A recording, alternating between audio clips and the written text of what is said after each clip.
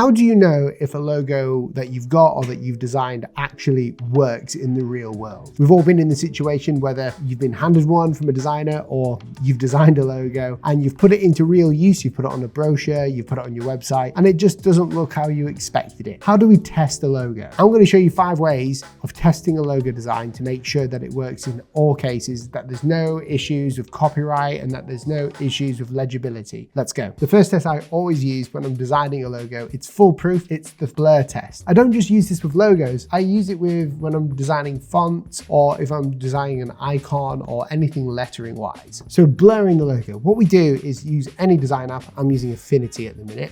I'm going to highlight it and I'm going to go find a blur tool. So I'm going to choose a Gaussian blur. Just want to increase the radius slightly as we go.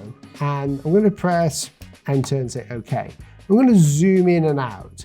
Now what I'm looking for in the design is to see any problems with it. So for instance, if you look at like down here with the C, we might have an issue there that we can balance even more later. And I'm just going to mark it with a red circle. You can see that this part of it here, of the A, that looks thicker than the rest. And that means there's a bit of a balancing issue that may or may not be an issue there that we can play around with. So I'll just put another circle on there that I can see it. And the G and the I look kind of like they're molding together, which could be an issue when it's scaled. The ultimate goal is to make this work as blurry as it can. If you take the Apple logo, for instance, and you blur that, even if you blur it quite a bit, you can still see parts of that Apple logo throughout. And what we want to do is with our designs, make it so that when it's blurred, it can be seen sort of. If you blur it a little bit and it doesn't work, then there's a big problem. The second test is flipping the logo. Again, this works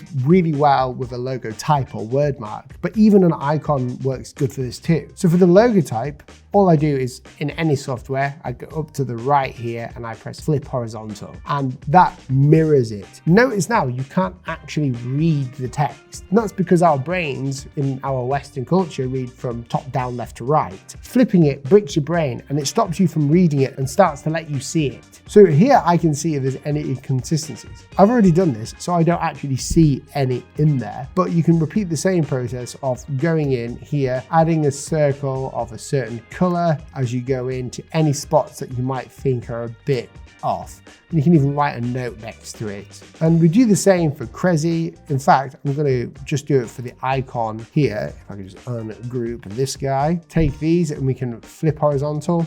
And again, we're not reading it as a K, we're now reading it as a different kind of letter form probably, but we can see the shapes in between.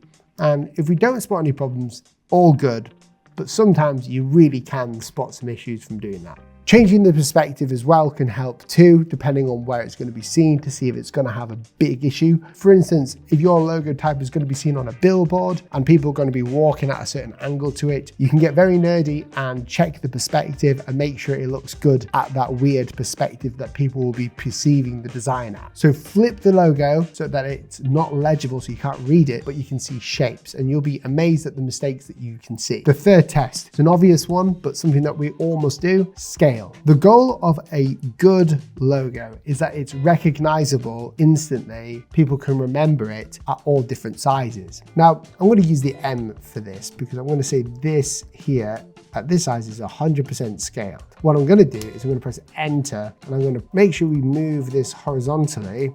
We're going to add some duplicates and we're going to bring the scale down like this. Press OK. And then now what we have, if I just make it more neat and tidy, we have different scales of the same logo. And if I zoom in and out, you can see where it starts to become really hard and difficult to see where it is or what it is. Luckily, I've already done this. So this M here looks readable and looks identifiable as the Magic logo from that size. However, if your logo doesn't, that shows that there's an issue with scalability within your design, and you'll have to go back and fix that afterwards. If the logo starts blurring itself and you can't tell the specific elements within the design, for instance, this K on Crazy, if I scale it down, theoretically, you should still be able to see the individual parts of the K, even at its smallest setting. That means it's working well. But if those arrows or the part of the K are starting to merge and you can't tell what it is, that means there's a consistency issue within the logo. Therefore, we need to go in and make some edits to that to make sure it works at that size. If you don't know, Framer is a professional no-code website design tool. I've got a video about how we designed our whole website, and it was a really fun process over the past 6 months, but they have hundreds of ready-to-go templates that have been professionally created by the Framer community. You can even create your own templates if you want to and make money on Framer by selling them on their marketplace. They have tons of components that you can use. We used a lot of the components on our website, and they keep updating Framer to make it easier for you to use.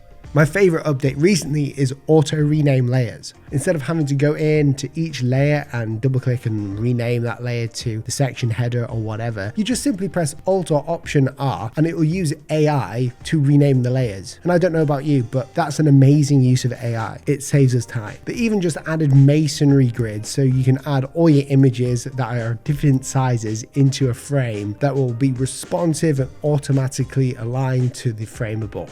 So go ahead and try Framer for completely free. Click my link down below in the description. Okay, the next test is inverting. If your logo is black on white, which is how I normally design or start my design of every logo, then it's really important to invert that. So the logo should become white and the background should become black. And the reason why is because logos actually change in size and in proportions depending on whether it's a light source or it's reflecting off something. So with a white logo on a black background, it will look a little bit larger because of the glow effect happening than a black logo on a white background. Which logo looks bigger? For you, it might be hard to see, but generally speaking, this magic logo here, the white one, will look slightly bigger than this one or slightly thicker. And that's because of that glow effect that I was talking about. With anything that's white on a black or dark background, it will naturally glow, and that increases the mass of the object in our perspective. So in order to fix this, what you want to do is change it slightly. So you add an inner stroke to it, and then you cut that inner stroke out, which I've got a video which I'll link down below showing you how to do that. The last test that we all should do as designers, but many don't, and this is where it can get messy legally, is to check the copyright and trademark of a logo as much as you can. So if you're worried that a designer is giving you a logo and you don't know whether it's been done before, maybe someone's ripped it off, or maybe they've accidentally taken too much inspiration. It happens to us all, by the way, logo designers, it always happens. What we can do is check in a couple of different ways. Firstly, let's just screenshot this logo, and it's going to appear down here. I'm going to go to Google images.google, and I'm going to drag my screenshot in, but it's going to do some image matching, and it's going to see if a logo looks similar to mine. And as you can see here, it's not found it. And any that it does find is mine from like an actual project that I've put on my portfolio. So from there, we know that we're absolutely fine with the magic logo. The second thing we need to check with this is trademark. Companies can trademark and protect their intellectual properties, and they can do that with logos as well. And there's a really cool website that you can use for completely free called World Brand Database. You can go on there and upload the logo similarly that you can do on Google, and it will check whether that logo is essentially copyright or trademark. That way you can tell whether that logo is unique or unique enough in that sector. So that's 5 different ways of testing your logo designs. If you enjoyed the video, consider subscribing, leave me a comment, share the video, and I'll catch you in the next video.